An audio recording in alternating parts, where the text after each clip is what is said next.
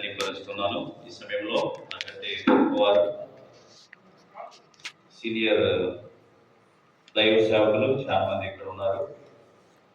Abraham గారు, ప్రభాకర్ గారు, Timothy గారు, ఇంకా అలాగే దైవ సేవకులు అందరూ కూడా ఇక్కడ ఉన్నారు. దేవుడు నాకు ఈ అవకాశాన్ని మీ మధ్యలో 10 నిమిషాలు వాక్యము చెప్పడానికి అవకాశం ఇచ్చాడు. నేను గొప్పని కాదు, కానీ దేవుని యొక్క వాక్యం అనేటువంటిది మనందరము కలిసి నేర్చుకునేటువంటిది. మనలో ఎవరు కూడా గొప్పవారు కానే కాదు. ఉన్నారు ఎవరైనా గొప్పవారు? నేను గొప్ప అన్నవాడు చేయొద్దాలి. ఎవరు గొప్పగా? మనందరం కూడా దేవుని యొక్క వాక్యాన్ని నేర్చుకునేటువంటి వారమే.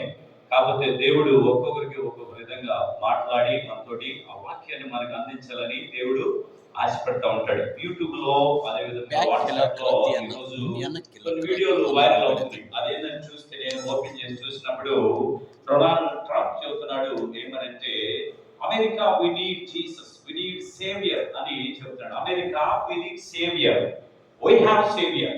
అంటే అమెరికా మనకి రక్షకుడు కావాలి, రక్షకుడు మనకి ఉన్నాడు. I am not great, my family is not great, my relatives is not great, but Jesus is great. Hallelujah.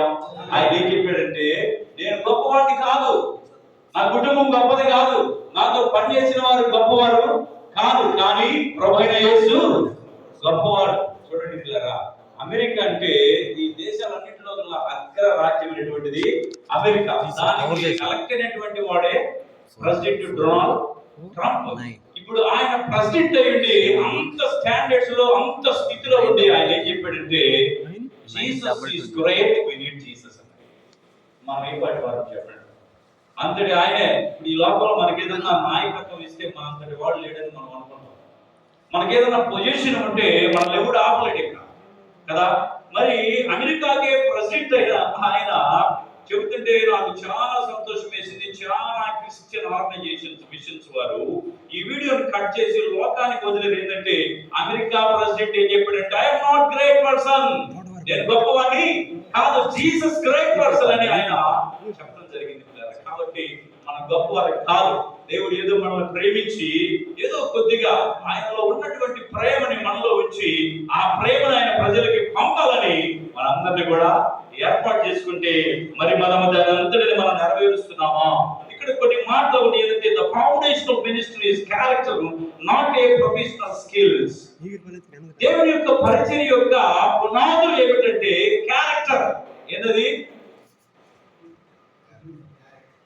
Character. మీరు నాకు సహకరించి 10 నిమిషాలే మనందరూ కూడా నేను అడిగే దానికి మీరు సమాధానం చెప్పాలి.